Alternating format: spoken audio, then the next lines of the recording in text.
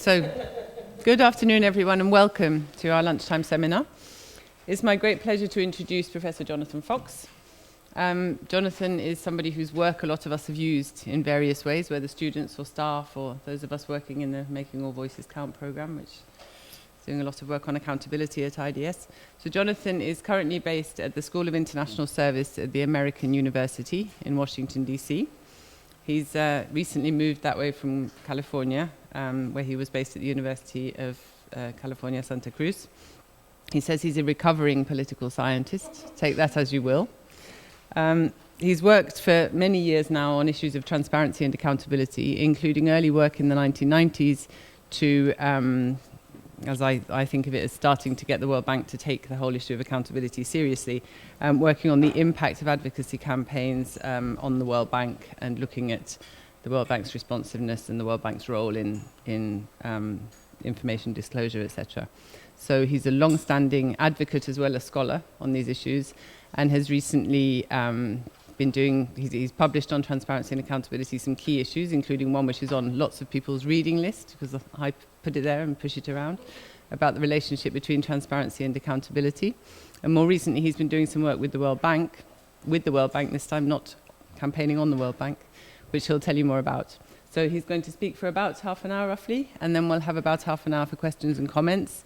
We realize that some people might need to leave after an hour sharp, so please feel free to do that if the discussion is still going on at that point. The event is being live streamed, so when it comes to questions and comments, we'll be taking a microphone around to capture those. Jonathan. Thanks very much, Rosie. It's a pleasure to be here at IDS on my first visit, actually, after long following the work of many of your scholars here. As we see IDS as a beacon of creativity and pluralism in the field of development studies. So it's really great to be here.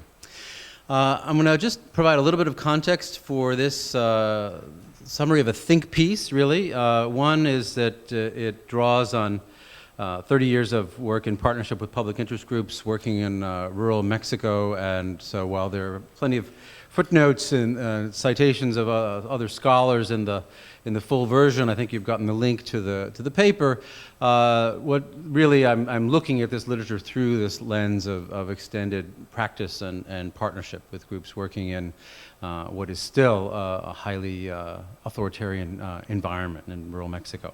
So that's the first bit of context. The second bit is that I want to say a little bit about the intellectual setting for the invitation to do this think piece, which came from a group embedded in what was then the World Bank Institute, which is now getting morphed into the governance global practice in the context of the World Bank's reorganization. And this Global Partnership for Social Accountability is one of those multi-stakeholder partnerships that really is basically led by the World Bank. They brought in some private foundations and civil society organizations. They have about 200 partner organizations, and they were in their internal debates within the World Bank, in their attempt to persuade the more powerful elements within the organization to take a more partnership-oriented approach to civil society when thinking about accountability, to try to encourage more citizen voice.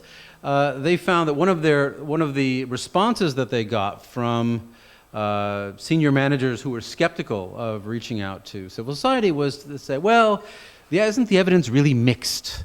And parentheses, doesn't that mean really that we shouldn't do very much or take this very seriously because of these mixed results? And so this notion of mixed results, when in the context of well, we have to have an evidence base, this notion of mixed results ended up having a potentially paralyzing effect, or at least perpetuating an impasse in the internal struggle over whether and how to take a more public-facing partnership approach. So it was in that setting that I was asked to rethink the evidence in order to figure out what does it really mean, what does the evidence really say. So that's the background for this piece. And the working paper has really two parts. The first part I'm going to summarize very quickly, and then I'm going to spend more time on the propositions for discussion that emerge from the review of the evidence. So to say the evidence seems inconclusive doesn't mean there's nothing you can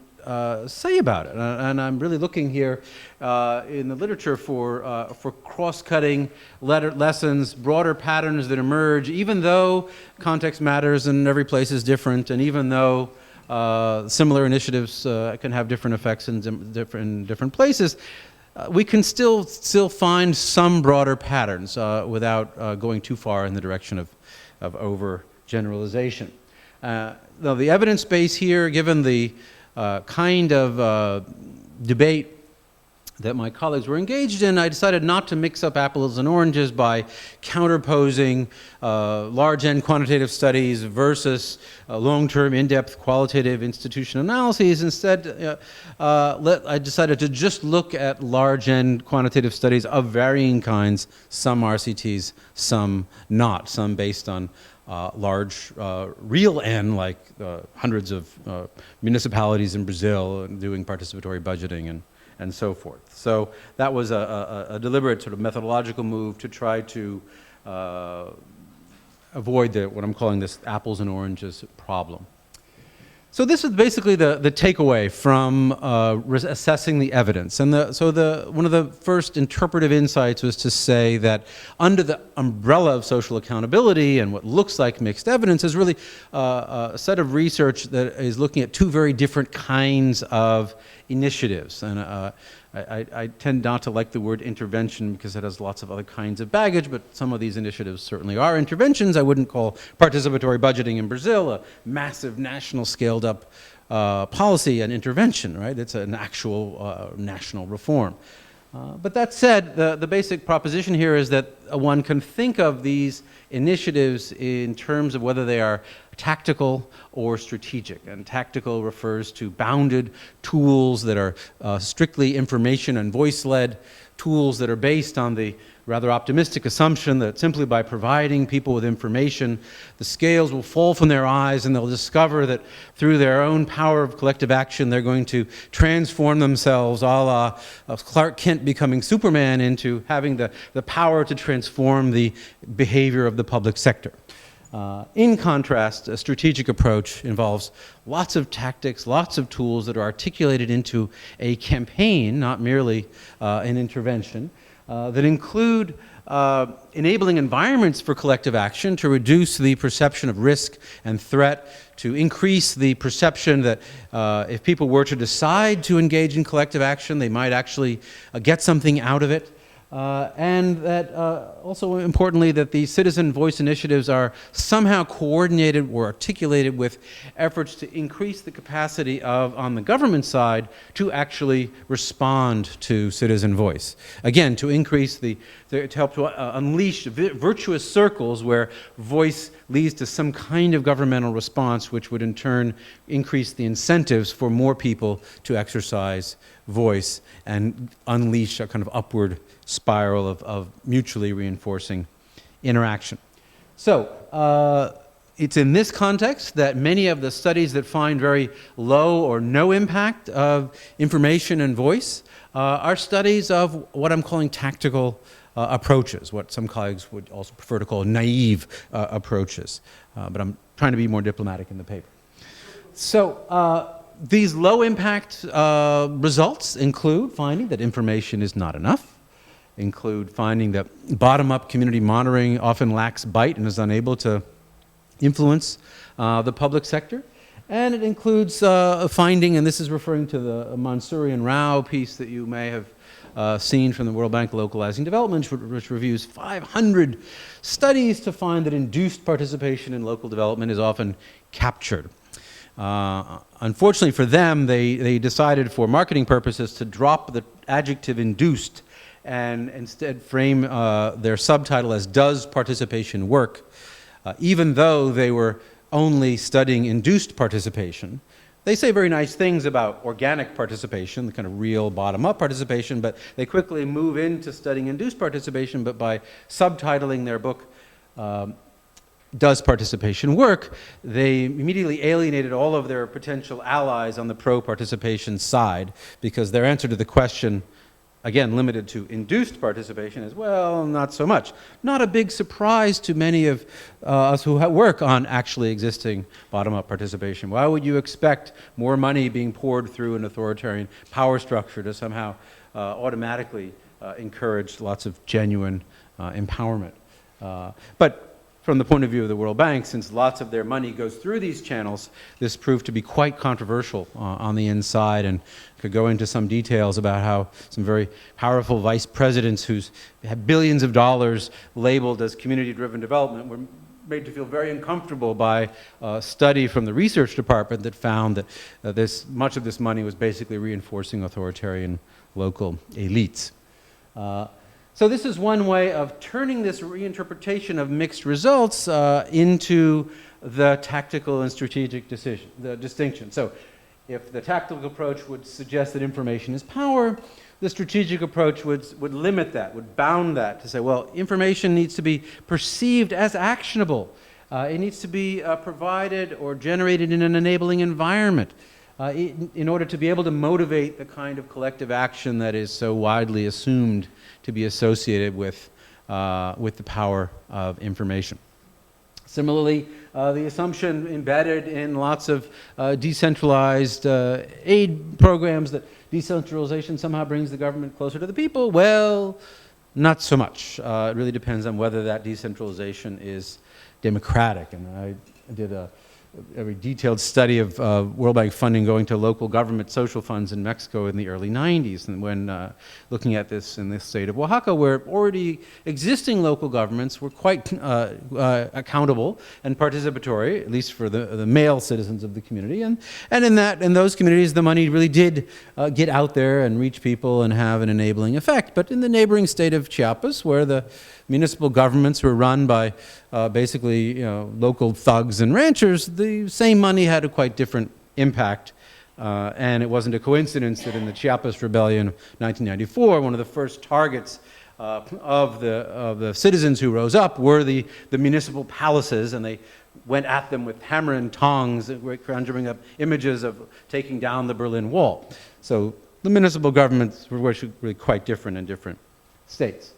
So just moving along, that's all just a brief summary of what's in the first half of the paper. What I really want to focus on today are some of the propositions for discussion that emerge from this basic tactical strategic distinction, because my feeling is that we really need a fresh conceptual framework for understanding social accountability. The conceptual frameworks that have been applied to this field are imported from other fields, other intellectual problems, and they've been kind of stitched together, like the principal agent approach or the supply and demand approach, and they really don't sit very well with the kinds of questions that are problem-driven questions that many of us are asking. So I'm going to walk through some of these propositions for discussion. And the first focuses on what kind of information can really be empowering. And here I want to focus on the user-centered idea, and Rosie's been doing some work on this in the context of making all voices count.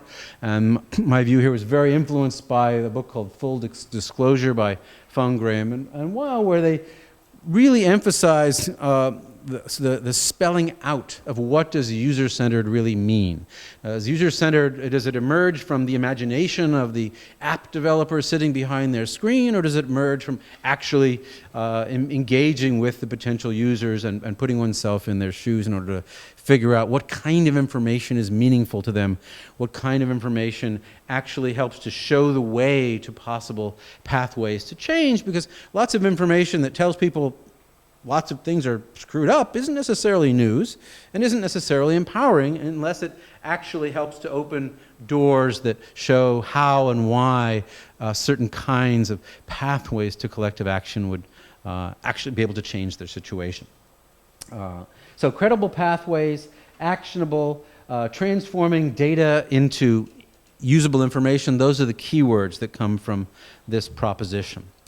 The next one focuses on voice, and this concept also evolved in dialogue with Rosie, and it really is inspired by a rethink of the enthusiasm around the power of social media and crowdsourced kinds of aggregated voices. And the question really is, yes, aggregation of voices, having lots of individual voices going on at once may be able to influence whether or not certain issues are on the agenda. The question then is, what's next? What happens once an issue is on the agenda? Who gets to have a seat at the table in order to negotiate what is to be done about that issue? That really brings us to the process of representation. Who decides who represents whom? And this is really a sort of old school hearkening back to what in Latin America we thought of as mass organizations, scaled up membership organizations that have the capacity to with internal democracy, actually deliberate and articulate and represent the interests of large numbers of otherwise excluded people. And in this context, I want to emphasize the role of interlocutors. Many different kinds of actors can play this role. This is a term that is not actually very often defined with precision. There's a certain, you know it when you see it, quality to the way the term interlocutors is sometimes used, but I'm defining it in terms of facilitators of two-way communication. If it was just one-way communication, there would be locutors instead of the interlocutors. The third proposition focuses on the power of fear, and again questions many of the assumptions behind the purely information or voice-led approaches that tend to assume that action based on information is essentially costless or without risk. And here my approach is not only informed by collaboration with public interest groups in places in Mexico like the state of Guerrero, where 43 teacher college students were recently disappeared and have probably been murdered and their bodies burned or otherwise destroyed.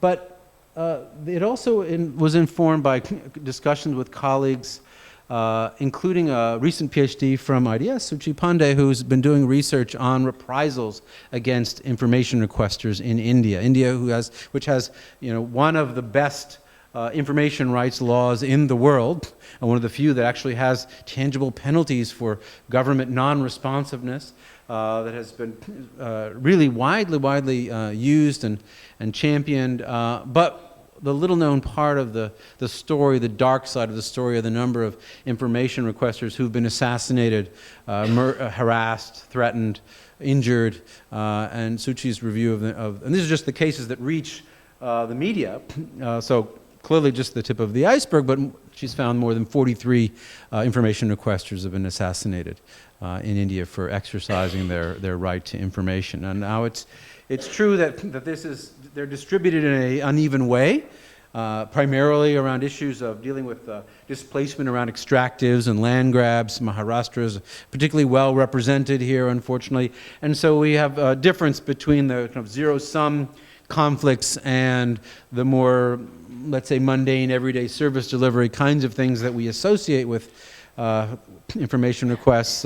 Fortunately, none of the information requesters involved with social audits in Andhra Pradesh have been assassinated, because you have reform champions in power in that state who are actively pursuing what I'll come to in a minute, which is their sandwich strategy with an opening from above, coordinating with mobilization from below. So it's an uneven pattern, but what it really points to is, for those who are thinking about encouraging information-led voice strategies, it's really important to think about whistleblower protections of various kinds, and to think about the potential role that anonymity can play in terms of, and actually not only perceived anonymity, but real anonymity. Sometimes it's not perceived, but it's real. Sometimes it's real, but not perceived. But very few people have actually looked hard at the question of the determinants and power of anonymity in terms of exercising the right to know. So the next proposition involves this shorthand of teeth, and in this case, I'm defining teeth in a way that's not completely synonymous with your everyday usage of the term. I'm using it as shorthand for institutional capacity to respond, and responses can involve positive responses, rewarding and supporting those public officials who are listening to the public, and it can include sanctions and as well for those who are abusive and corrupt and not listening. But the basic idea here is to think hard about what's on the other side of voice. What's the flip side of voice? What does voice find when it's exercised? Is voice exercised in a vacuum, in an empty chamber, or is voice projected upwards towards the state and in a way in which it's able to find some capacity to respond? And I stress this because there's so many projects and initiatives around the world that involve investing in beneficiary feedback and all kinds of sort of customer satisfaction types of things that involve trying to induce and collect and crowdsource and stimulate voice where it's not at all clear who's supposed to listen.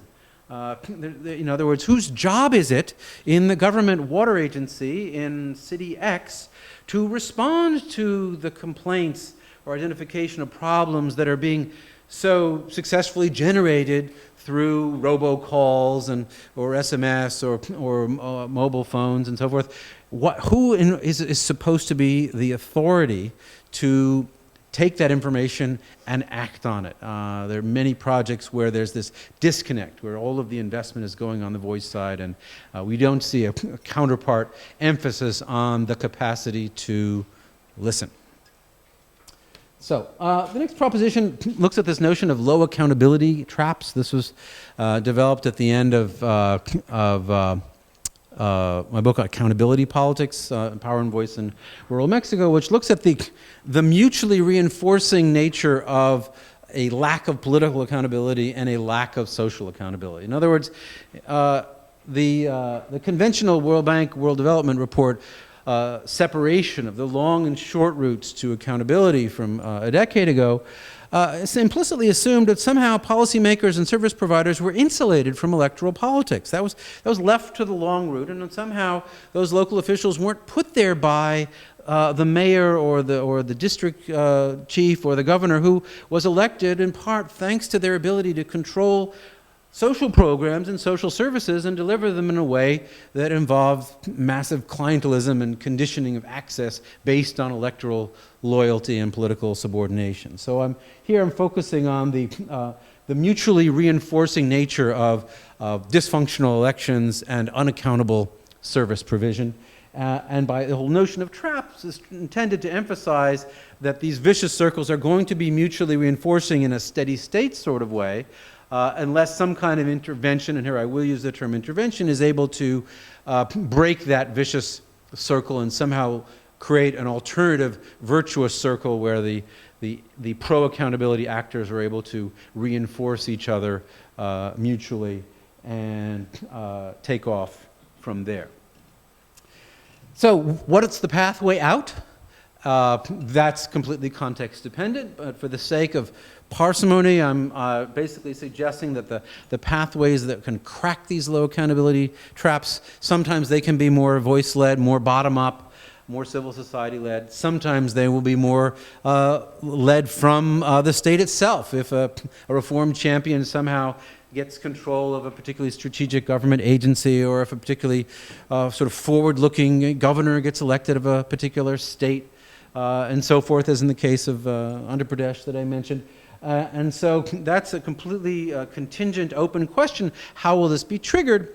The main analytical proposition here is that these two pathways, these two approaches, rather, voice and teeth, are going to be mutually reinforcing. That if you get progress on the teeth dimension, upwards along the teeth dimension, that in order to keep that moving, there needs to be some voice to push it along. And similarly, if there's progress on the voice dimension, more power exercise from below, that's going to gain more and more power if it somehow finds an echo, a counterpart, a response, or possibly some degree of protection or support from some kind of de facto ally or coalition partner on the institutional side, whether it means triggering the horizontal accountability institutions, the public sector oversight institutions, the audit bureaus, the ombudsman, the other kinds of checks and balance institutions. That's certainly one way. The kinds of checks and balances institutions that are so rarely active unless they are pushed to be active by civil society. And here I'll direct you to the classic early works of Smulowitz and Peresotti on this process in Latin America, where civil society action triggers the enabling and activation of otherwise passive checks and balance institutions. Coming to the end, one of the challenges here in the social accountability field is how to bring in scale. We're talking about a field where the research has tended to be hyper-localized. In other words, the research tends to focus very disproportionately on those social accountability initiatives that are limited to the end of the pipe, the receiving end of governance, the clinic, the school, the municipality, the water system. And by focusing only on the local level, both the social accountability effort and the research is missing much of where the action really is. If there are medicines, if there's stockouts in the clinic, this approach basically assumes, and this approach is embedded deeply in the World Development Report of 2004, this approach assumes that the medicines are not there because the clinic staff must have stolen them. Not because they were stolen halfway up the chain, not because they were stolen all the way up the chain, not because there wasn't any money in the budget in the first place at the national level. It's got to be because the frontline service providers were at fault. That is the assumption of this hyper-localized, bounded approach to social accountability. So this approach essentially assumes that there are many actors involved in the process of corruption and abuse, and that these actors are quite capable of adapting to partial spotlights on their behavior. So if you're really, this is informed by much of the literature on both the social audits in NREGA in India and also the program in Indonesia, the national program, the PNPM, formerly known as KDP, both two of the most ambitious pro-voice, pro-citizen oversight, rural development, anti-poverty programs in the world. Both of them are massive. And both of them have shown great capacity at using these citizen oversight mechanisms to reduce wage theft. Wage theft is an easier target in part because it's relatively obvious compared to other forms of corruption, and you have direct interests involved that can stimulate the action of those who are stolen from, right? And so you have interests and you have capacity to do oversight, but the people doing the stealing are quite capable of saying, okay, keep your wages, we're going to steal the money for materials. That's much harder to monitor, and therefore much easier to get away with. And you hopefully have seen this classic piece by Benjamin Olken on how this works in Indonesia, and it's really, really quite dramatic to see how easy it is for researchers to assume that community oversight is actually able to see problems that are inherently easy to hide. And so you have some confusion in the literature around this. I mean, in terms of stealing materials, the classic method would be to manipulate not the price of the materials, because people can check the receipts. Oh, you're overpaying for the cement. That's easy to monitor. It's not so easy to monitor. Well, you're going to buy the right amount of materials at the right price, and then you're going to build, twice as much road as you should with that materials. It's going to wash away 2 seasons away, but at the time, it's not going to be obvious that half of the money was stolen because you were not using enough of the materials. You were doing something else with that money. So essentially, the issue of the squeezing the balloon also came from early research in the mid-90s on World Bank projects in rural Mexico, where I was involved in citizen monitoring to try to connect the links in the chain of oversight. And one of the classic issues that we found was if we found a problem at the national level, they would say, well, it's really the state governments. And if we found the problem was at the state level, well, they'd say the problem is really at the local government. And we found the problem at the local government, well, the problem is really at the state government. And we go back to the state government, well, the problem is really at the national government. And so there's this sort of that's where the idea of, and of course, if you go to the World Bank, they'll say the problem is in the national government. So unless, the proposition here is unless you have the capacity to monitor all links in the chain, you won't know who's lying. Because sometimes it's true. You just don't know when. So this leads to the proposition, and this is a point where I really want to get your feedback because I'm in the process of brainstorming about how to encourage more and better research on this issue of vertical integration.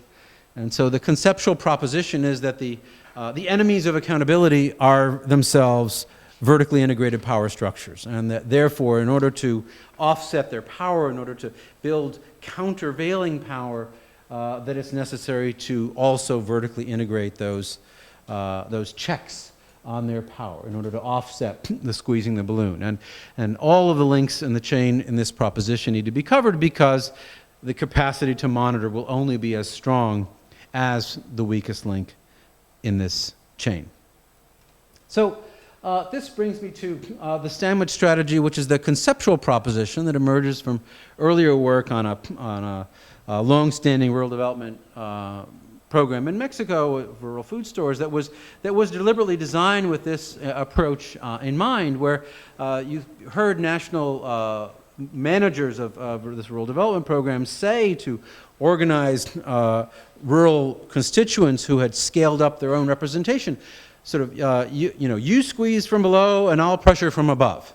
I mean, this was the explicit strategy that involved hundreds of community organizers and thousands of organized villages throughout the country. And this conceptually was inspired by the state society synergy approach, which is spelled out in a special issue of World Development from 1996 with Peter Evans and Eleanor Ostrom and others. So this is the conceptual foundation for this idea that first we recognize that the anti-accountability forces are in both state and society, and they have their coalitions. And therefore, the challenge is to form the alternative countervailing coalitions that also can cut across state and society. Now, clearly not all states have potential partners in them, and it's also possible to misperceive who really is a potential accountability partner, because this is not about discourse and ideology. This is about looking at, I'm defining reformers here as state actors who are willing to invest their own political capital in transforming the system, in creating the space for civil society, the enabling environments that reduces the risks inherent in action and increases the likelihood that there will be some kind of response from within. So that narrows the universe quite a bit, to use that more definition of reformer. But so basically this idea of the sandwich strategy is shorthand for these coordinated coalitions among pro-accountability actors, both in state and society. And this approach, unlike many other approaches to social accountability, assumes there will be resistance, assumes there will be conflict. Dialogue with colleagues in some operational NGOs who like to talk about, collaborative approaches and so forth, and they're all fine with the tactical and strategic distinction, and they're all fine with the vertical integration, but they're often working in fairly authoritarian settings where they don't want to openly rock the boat in some ways, and so they like to foreground this collaborative approach.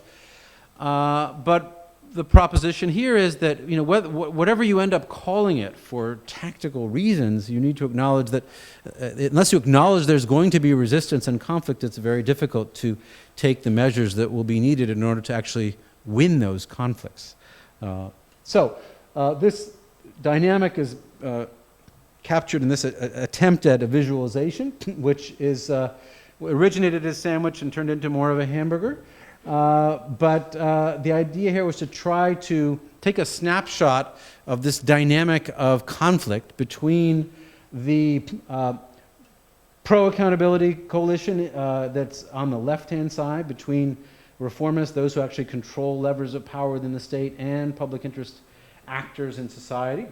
versus the forces of resistance to accountability, who, in the real world, that darker right-hand blob is, of course, much larger than is depicted here, but if it was much larger, it wouldn't have fit into the sandwich very well. It would have been very messy and spilled over, there'd be ketchup everywhere. So I'm also building in the role of media coverage in the center, and I'm in the process of trying to imagine a visualization that will capture the key role of the media, and, which is often treated as a kind of a residual category or something outside the framework, but I would argue that if we're looking at the issue of scale, we're looking at the issue of really changing the balance of power, that it's going to be very difficult to do this quietly behind the scenes, often the provinces where nobody is looking, and that the role of media is really crucial for both activating the checks and balances institutions if and when they exist, and for putting the forces that are against accountability on the defensive, and gradually reducing their capacity to resist. So those are the 9 propositions, and the challenge in this think piece was to figure out a way to sum it up. And so, unlike most academic papers, this one actually has a punchline. So here it is. It's voice needs teeth to have bite, but teeth may not bite without voice. Thank you very much.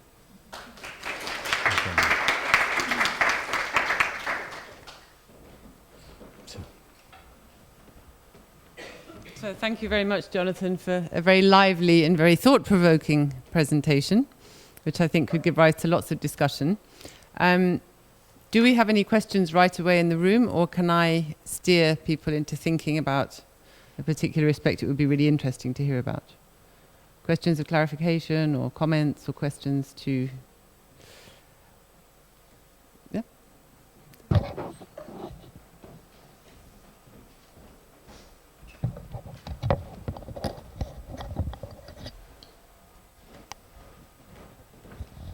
Hi, hello. I'm Maria. I'm coming from Mexico, from the city of Oaxaca, actually. And I used to work for the government. And, well, most of the things that you said was like open on eyes, because that actually happens. And I have 2 questions, and one is more like a doubt, a big doubt. Because for this accountability process, we start to design an IT tool to recognize all the actors in this supply chain, but even the World Bank helps financing this program. And what we saw at some point is that the big efforts to not do this kind of accountability process is in the government. So it's several ministers in the government that they are not providing us the information because it's the power they have and they want to keep it. So even some local governments and some other ministers can help, and some even municipalities can help. This administration will end and the project ends, so the big stone in our road is this. First, the providers of information, and then how to transcend this project after the administration, the local administration. And well, the other thing is, in Mexico, as you know, the poverty is measured based on social lacks. So one of those lacks is social cohesion, but it's measured by the Gini coefficient. So at the end of the day, is measured also by social cohesion is measured by income, and somehow social cohesion could be measured by accountability and empowered process for people. And that's it. Thank you.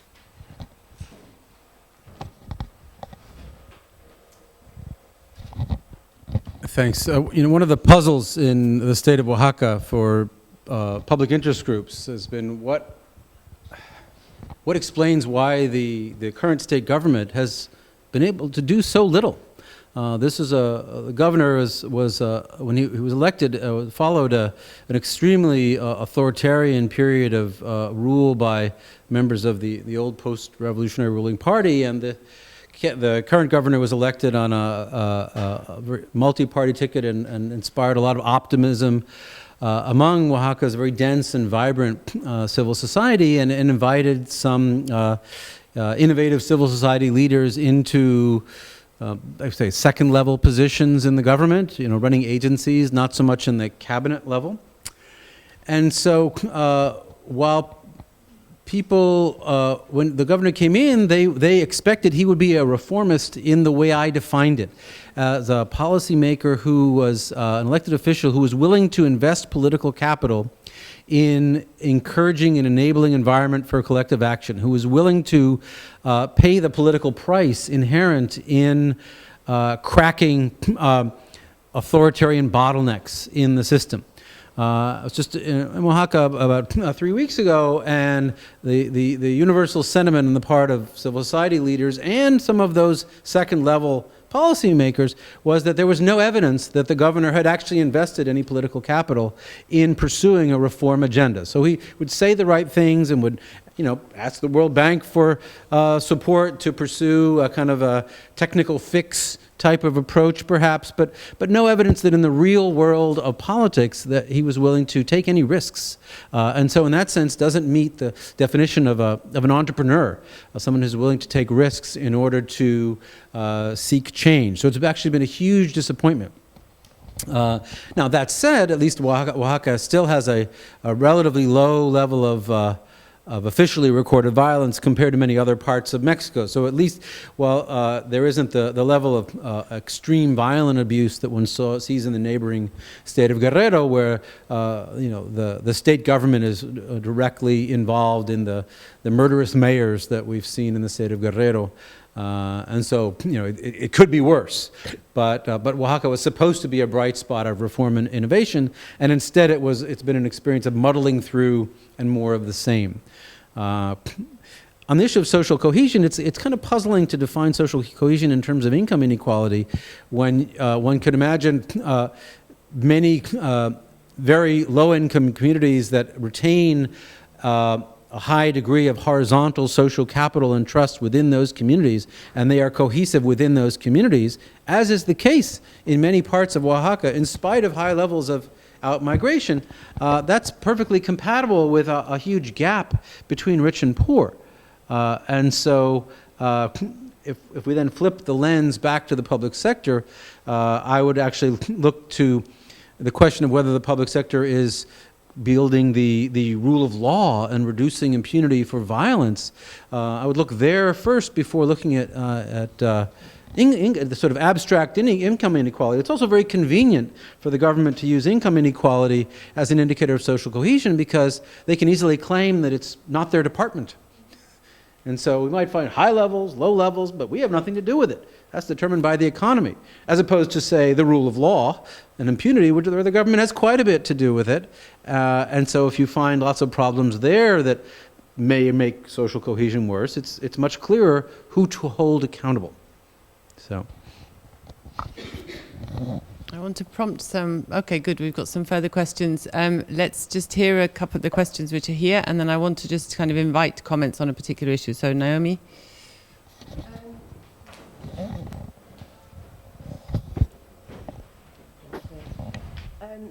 Thank you very much. That was very, very interesting, and it cheered me up a lot because I've always been quite worried about this thought that the evidence shows that it's all just fun and games and World Bank intervention. So it's very cheering. Two very closely related questions. One is, what does the World Bank think of your findings, and are they going to be operationalizing them in any way? And relatedly, this is very much on my mind because Pata and I have just finished a project looking at popular mobilization, food rights and right to food struggles around the food crisis period. and looking at those as a source of accountability. It's not social accountability, but it's comparable in some ways. So we were looking at these protests as a source of whether these were a source of accountability for food security in the developing countries. And one of the things we find is that, of course, the causes of the problems of food security are not necessarily at the local level, at the global level very often, or they were in 2008. So you end up with, kind of lots of local organization and national organization, but actually your problems are transnational, international. Your targets of your claims for accountability need to go at that other level. So you end up with what Nancy Fraser calls misscaling. You're mobilizing here, but actually your problems are there. And I think probably you have that to some extent also when it comes to governance programming in developing countries, thinking about the PNPM in Indonesia, for instance. The Australian government, for instance, funds a lot of that. So what happens if their funding stalls? So where does your accountability chain stop? So you've got the short route, the long route, but you've got the very, very long, and you might never get their route to accountability as well, I think. I was wondering what you think about that. In response specifically to your vertical integration question, that is.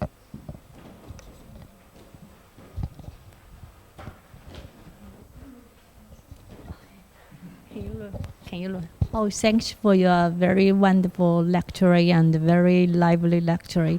And actually, I have read some papers about the social accountability, and I'm really interested about that. And you have mentioned that social accountability, such as the more information cannot lead to more social accountability, and more community motoring, and more participation or more transparency could not lead to the social accountability. And so you mentioned that we need to improve the T-SLEAD approach. So could you explain more about what the T-SLEAD approach? Do you mean that that is a more society and the state synergy cooperation, or you mean the because I have read the literature about the compact lead. Compact lead. So what's the difference between the T-SLEAD and the compact lead? Maybe it is really concerning me when I read the European literature. And another question is, I'm concerned about this. My project I'm doing now is that social accountability in the developing countries. And do you know in what context? Because sometimes context really works out in improving the social accountability. So with the developing countries, and how we improve the social accountability in such context, do you know which works out? Thank you.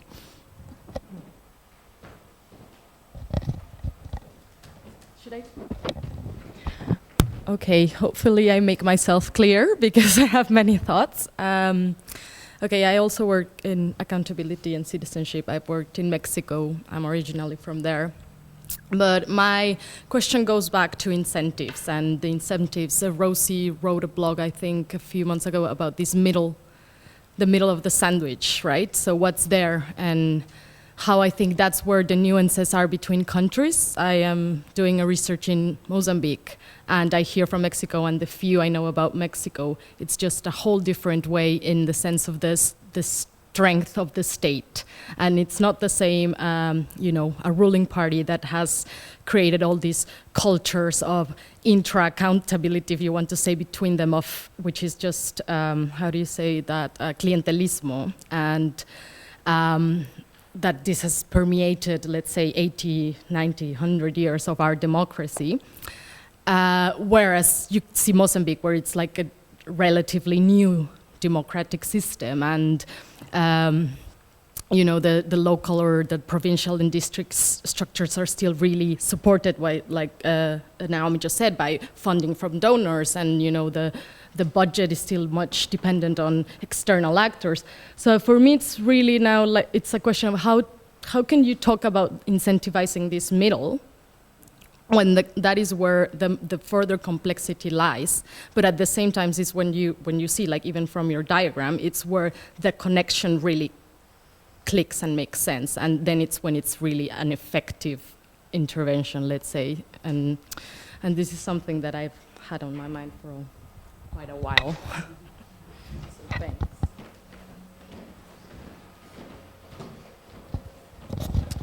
Thank you. Great, very stimulating questions. Thanks. On the first one, in the institutional terrain of the World Bank and how the World Bank is dealing with all of this, there are many actors in different parts of the bank dealing with parts of this agenda. They are all in turmoil as part of the churning around the current reorganization, which has limited the momentum of anyone doing anything. The Global Partnership for Social Accountability was located in the World Bank Institute, which was an outward-facing, relatively autonomous, not very powerful, easy to ignore part of the World Bank, and they did open parliaments and open government. They supported the Open Government Partnership, but they were not part of the central apparatus. Parts of them have been moved into the governance global practice, which is the traditional public sector management area, which is what GPSA was concerned about, that they were not going to be interested in civil society facing approaches. There are in many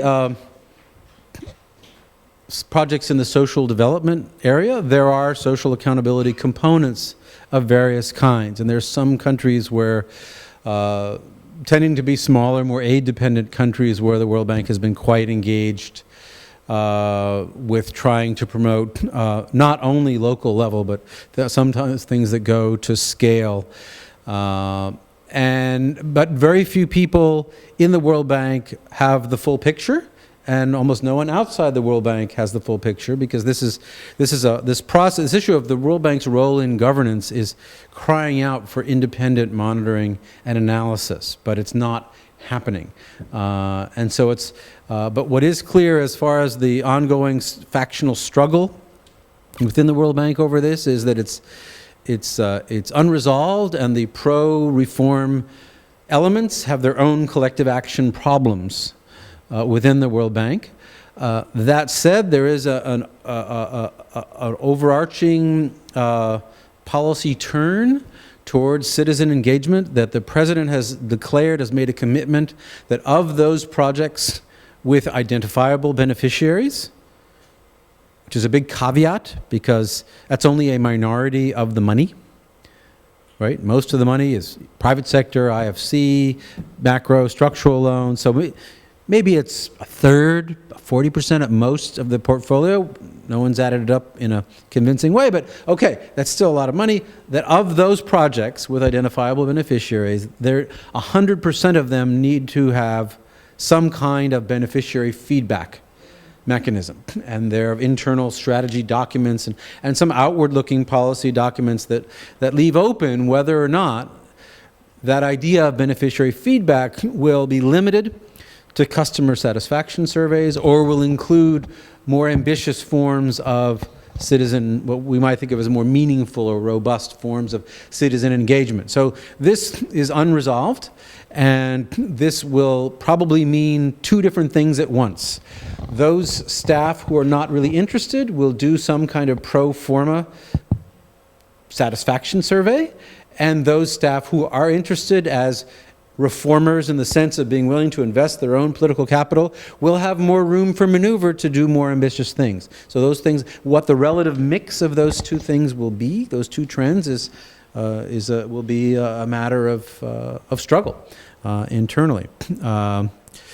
One of the most interesting growth areas, and this relates to your question about teeth, is the increasing degree to which grievance redress mechanisms are built into at least some bank projects. This was, until very recently, the only one they had was the inspection panel, which, if you're interested, I was involved in a whole book assessing their first 8 years called Demanding Accountability. The whole thing is on my website if you want to see it. It's available in Spanish also. But this was a fairly remote, not so easy to access in practice institution that was relatively autonomous, whose mandate is limited to investigating accusations of non-compliance with the bank's own safeguard policies. That is a limited scope. So there are many stupid and bad things that projects can do that don't violate the safeguard policies. So that would not fall under the mandate of the inspection panel. So I know of no one who is seriously looking into the nature and scope and teeth of these grievance redress mechanisms. But to simply acknowledge their importance and to embed them more and more in projects is something very new and bears watching. On this issue of misscaling that you mentioned and the many levels that in terms of food riots, food crisis, that's very much a case of vertical integration. And I can imagine food riots in countries where there's a strong state presence in the food system and the government saying, oh, it's because of something out there, when really they're sitting on 40 million tons of food or whatever it is in India, and the government could, with the stroke of a pen, bring down the price of food and release massive amounts on the market, and the supply and demand or immediate issues are immediately resolved. So the misscaling is not necessarily only a structural problem, it's a matter of political agency and who is deciding to point the finger in different directions in order to deflect blame.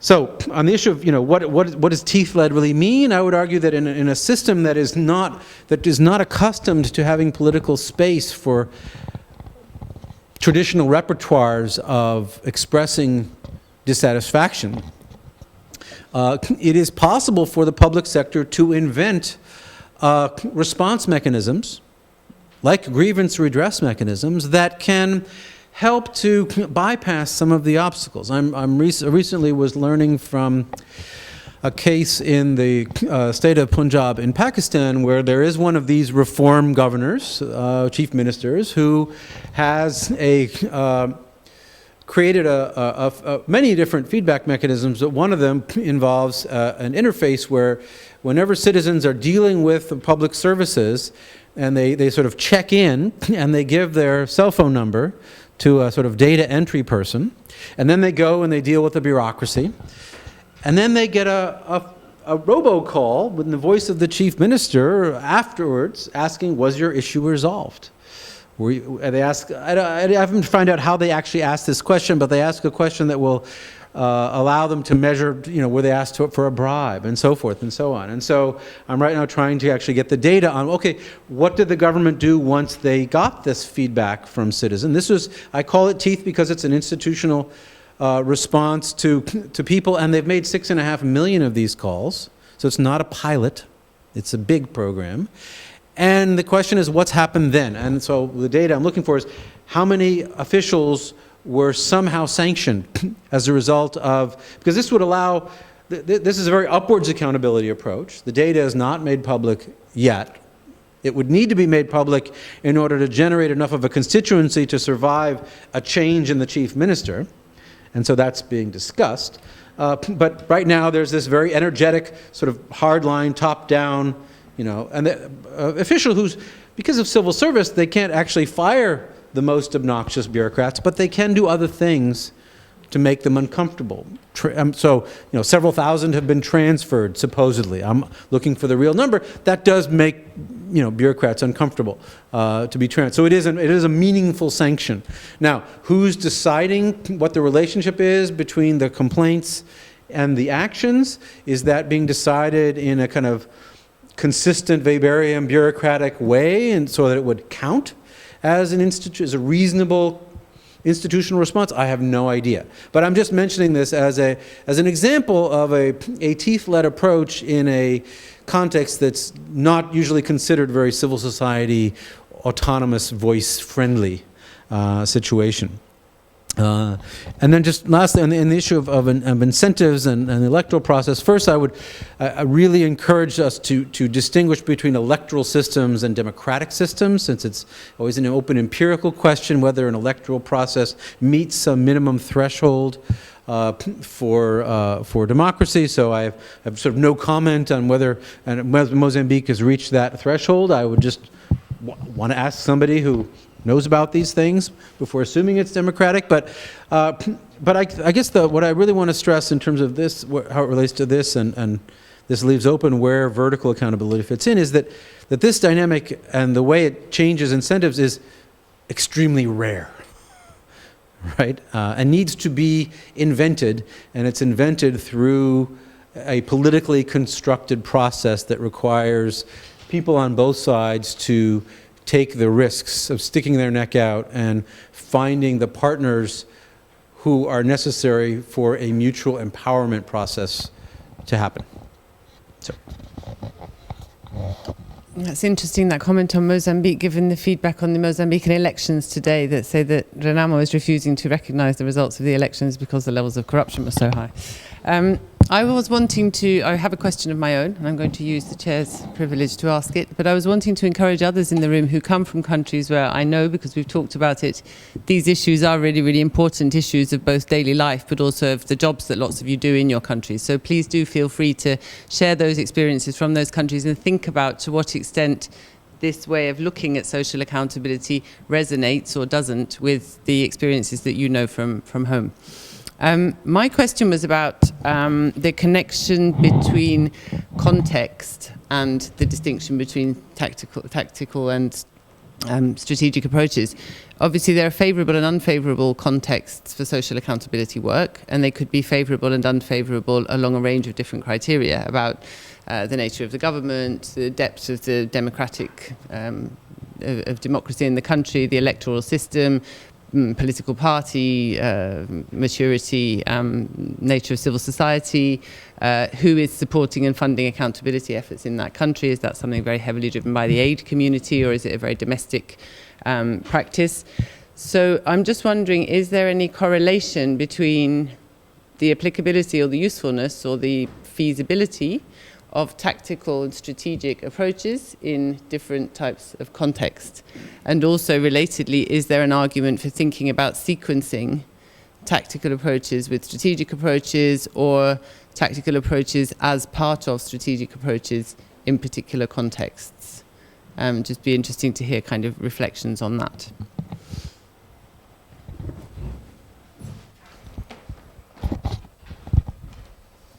Hi, thanks. Very interesting. I wanted to actually take issue with your metaphor, with the sandwich and the teeth and the biting. I mean, you actually criticised some other metaphors, and then I think actually they don't do justice, because what you get with teeth are all in one mouth and they're eating one sandwich kind of thing. And actually what you've described to us is a sort of highly complex, when you're using the word strategy and tactics, they perhaps relate to a metaphor of battle or sort of complex engagement, sort of fights and winning some and losing some and all that kind of thing. So I was just wondering whether in fact there's also something about history actually in all of this. Two examples came to mind. One was the changing of the Kenya constitution, where you had this extraordinary coming together of civil society and political actors to create this rather marvelous constitution. After which civil society kind of collapsed in terms of being able to actually follow through on how it could be implemented, many of its provisions. And indeed, the political sort of classes all, took their sort of benefit from that and then moved on into what you might call highly unaccountable sort of state of affairs now. So it struck me as a kind of, it's political opportunity moment when everything flocculates, everyone comes together, because it's not just that there are reformists, but there are people who, it's not just that they're willing to risk their political capital, but the political capital is such that reform is the moment. So suddenly actually the risk changes, where the location of risk is. So anyway, I just wanted to, not that I had a different metaphor to offer, but it was something to do with time and history and the political meaning of a moment in history. And the other one that I was thinking of was the right to food movement that we've been learning about in India. when 10 years ago the Supreme Court decided to legislate, to create, to legislate that, no, not legislate, to accept a case against the state for people going hungry. And then in a process where the court case is still going on, but has issued various court orders over the last 10 years, which have led to what you might call accountable behavior on the part of the state towards people who are hungry. And why that happened at that point, why the court decided to do that. And then there was this series of as it were, reactions by different kinds of civil society, sort of people right on the ground rioting or making a fuss, people in the middle of the vertical chain that you talk of, finding it opportune to engage. So anyway, I got this sense of time and history rather than a sense of teeth and voice.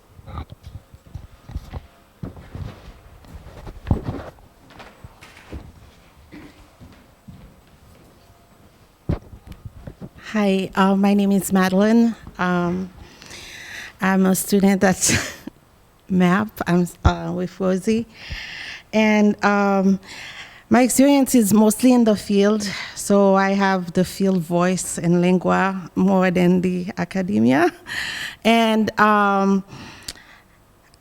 my question is about when you talk about voice can be constrained by fear.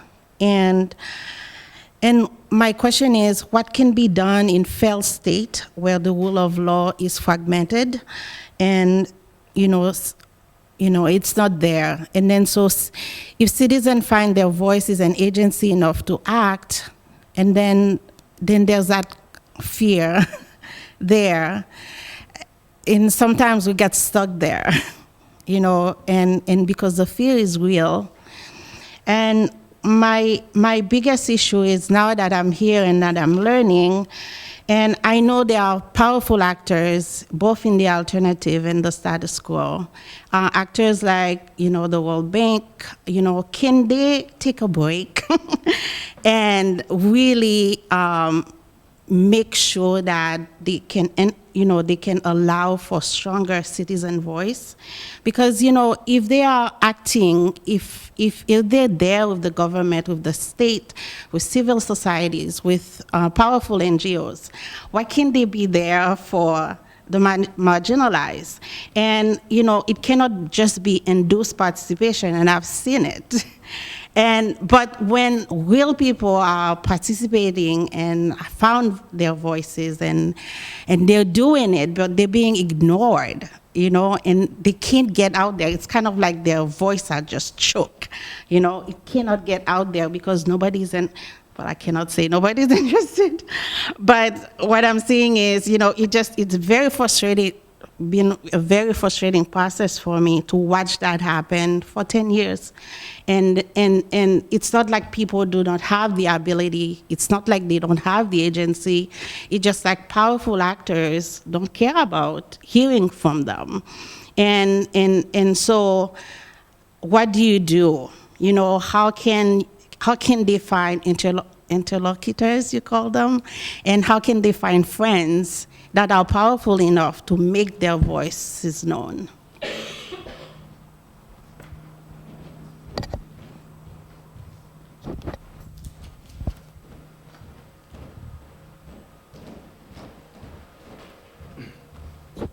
Thanks. It's those are really great comments and questions, and just to go from back to front, it's this whole approach is it's frankly questionable how it applies to extremely fragile or conflict situations or failed states where because this is no substitute for fundamental institutions and the rule of law. I mean, the social accountability by its sort of more evangelist advocates has been greatly oversold.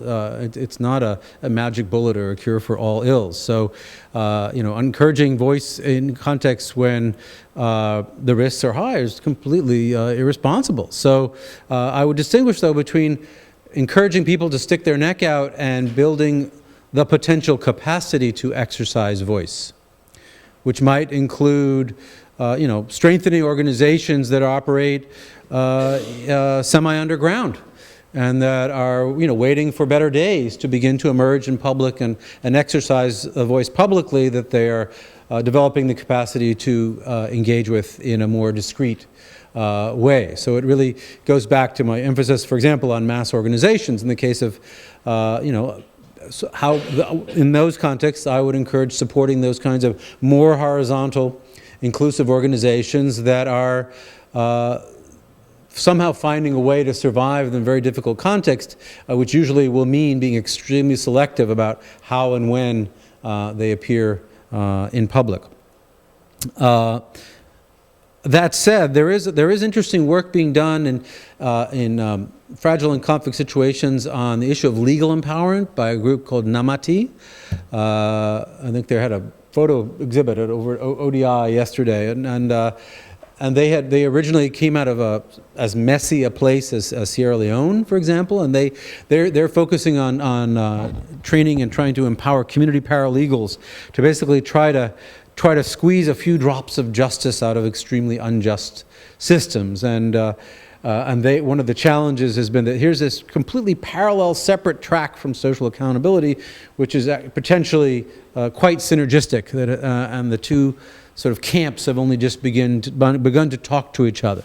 But it is one place to look in situations which are completely otherwise lacking the rule of law.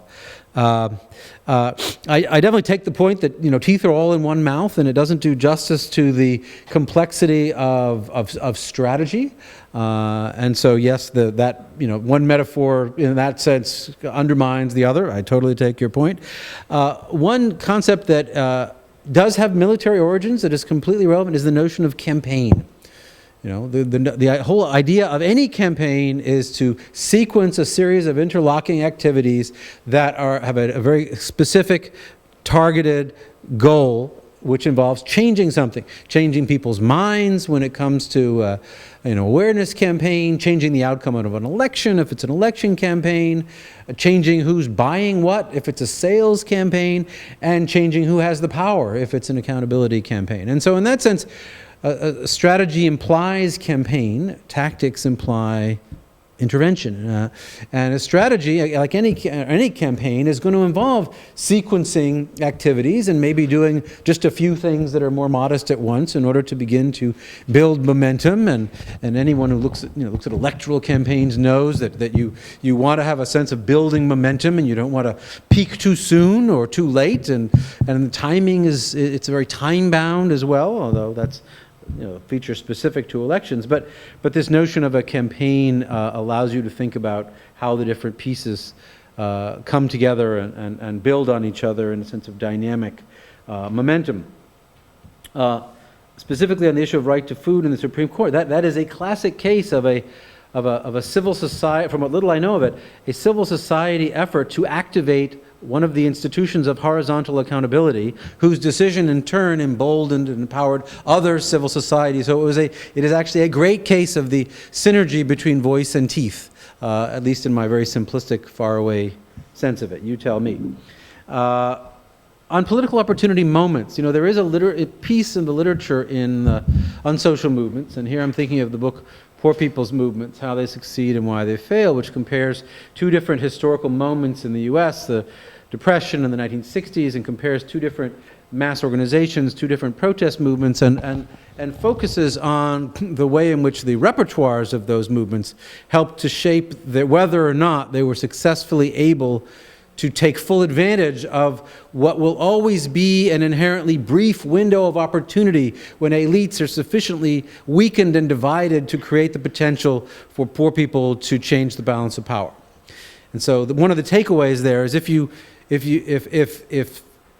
public interest strategists misread that moment of opportunity and don't take full advantage of it, they're going to fail, essentially. So if you spend all of your time trying to sort of sign members up and get them to pay dues to your organization, instead of, blocking roads and trying to shake the system up, during a brief moment when the hand of the police will be somehow stayed, you're going to blow it. So yes, how to read that political moment that are now historical moment. It's easy to say with 2020 hindsight when that moment is, but it implies a recourse to a particular tool of reflection and analysis that comes from Latin American mass organizations, in particular called the análisis de coyuntura, which is a method that focuses on a constant reading and interpretation of what is the political moment. And for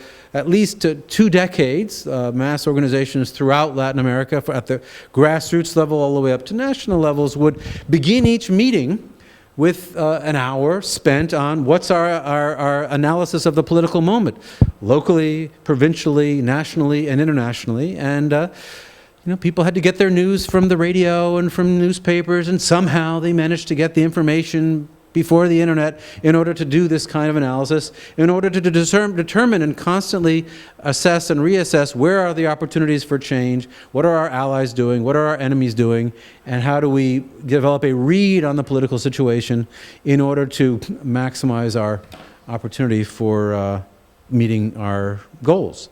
So, thanks. I think we have a point there.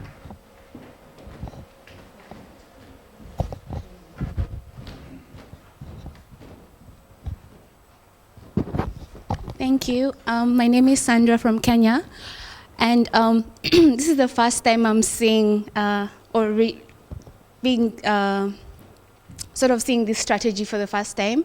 And my reaction to it is that I'm not too sure how things have been done in the past, but just how you've brought it up, how we need to integrate both the state and the social accountability, right?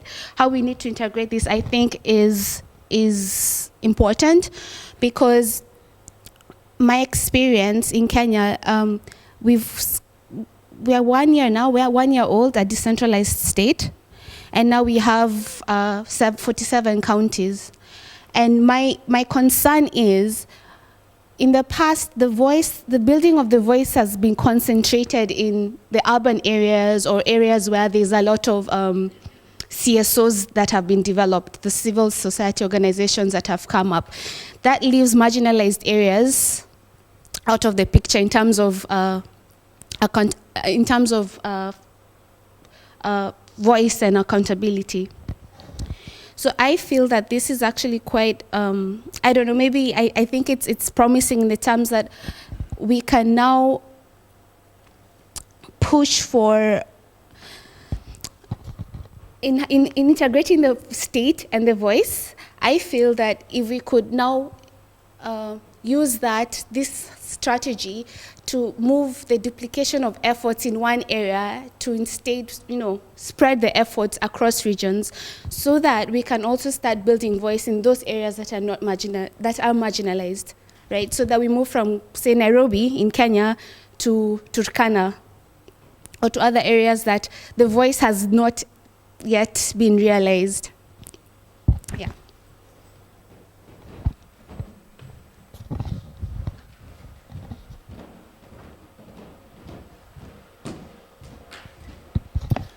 Thanks. Well, from the point of view of accountability and participation, decentralization is inherently a two-edged sword, right? Because on the one hand, it creates an opportunity for local elites whose main goal is to oppress and extract resources from the population to entrench themselves in a relatively autonomous institution that is able to fend off both the national government and local citizens. At the same time, it creates the opportunity for citizens to actually choose their leaders and monitor their behavior more closely and have access to them and influence them in a way that would be much more difficult if the alternative was a regional bureaucrat who is only accountable upwards to their boss in Nairobi. So you have two contradictory possibilities, and both are likely to unfold at the same time in the same political system, because lots of different things go on at the same time. And so one would first want to ask, what are the county level political systems look like? To what degree are they actually democratic? To what degree are they obliged to make public the key information that the citizens would need in order to assess the leadership? To what degree are elections for county authorities open and competitive and pluralistic?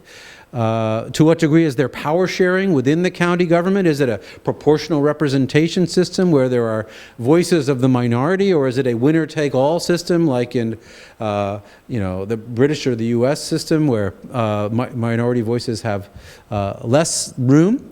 And so one would want to look at essentially the county as a mini political regime in order to, so this would fall in the category of really vertical accountability, citizens to the state. Are there checks and balances within the county that would help to offset possible centralization of power in the county leadership? And to what degree is this all sort of written down in the law and the Constitution, or to what degree is it kind of flexible and up for grabs and subject to contestation, and that's going to help shape the degree to which there is a wide variation in degrees of democracy across counties, or is there some institutional floor set perhaps by the judicial system or by the system of election administration that will shape whether that minimum floor of democratic process is a high floor or a low floor. So keep me posted. I have a question. Yeah. All this that you explained, is it possible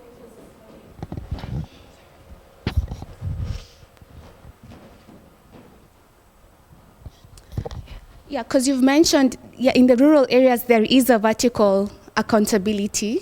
Is it possible now that there's this integration where the state and the civil society are coming together through maybe the interlocutors and middlemen, so to speak? Is it possible that they then push for the state when these organizations are being formed, that there's some sort of dialogue regarding what efforts that they're, because you find that there are so many issues, if it's peace, if it's human rights, there are so many that come up and they're based in one area and they're talking about the voice in that one area. So is it possible through this integration that some of these efforts are actually diverted towards those marginalized areas to then again boost the accountability that's primarily vertical, and so that they come in and bring in the checks and balances, so that we just don't have checks and balances in urban areas or in areas where there are CSOs involved. So there's this integration. Can it then help us push those mechanisms to those marginalized areas, where then we have the political system and the CSOs working together in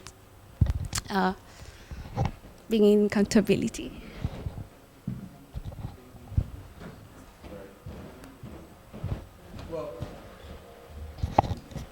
A while ago, I did some work on this. What are the challenges specific to democratization in rural areas? So I've been thinking for a long time about in what ways are the dynamics of rural democratization distinct from national and distinct from urban dynamics. And one of the differences that, in terms of the spatially dispersed populations, is that it's more difficult for citizens to know, in one place, to know what citizens 4 villages over are thinking. It's more difficult for them to monitor what the county leadership is doing, and it's therefore easier for a county leadership to divide and conquer. And so they could go to one village and say, well, I'm sorry, I can't respond to your problem because all the money is going over here. And they go over here and they say, I'm sorry, I can't respond to your money, but the money is really all going here. And this is another case of squeezing the balloon within a county or a district. And so unless there are horizontal linkages across the villages, the county level leadership will always be able to keep the different villages off balance, and will be able to point the finger somewhere else, which brings me back to the central role of horizontal mass organizations. And so in order to create a more sort of long-term sustained capacity for oversight and accountability in a given county, one would need to see horizontally linked village-level organizations that can both represent multiple villages at the same time and scale up their capacity to monitor and advocate for the collective. And that's crucial, because otherwise the county leadership can go to the national government and say, we want more money for the county. They can tell each village that the money is going to another village and keep all the money. So that's the challenge, is building this broad horizontal constituency that can cover the entire territorial unit to encourage the representation of otherwise marginalized voices. Good. Well, there are no other hands up. I'm sure lots of us are carrying away lots of things to think about, and there were some really interesting comments and questions, so thank you for that. I just wanted to add that the paper which Jonathan has been referring to, I can share it with people who would like to have a copy. I can also share the PowerPoint and the Ben Olken study on corruption in Indonesia, which Jonathan referred to. So if you'd like to get hold of that, you could email me, Rosie McGee, and I can send that out to anybody who's interested. So thank you very much, Jonathan. Thank you very much for being an interactive audience with lots of interesting examples to talk about. We hope this won't be the last of your visits to IDS.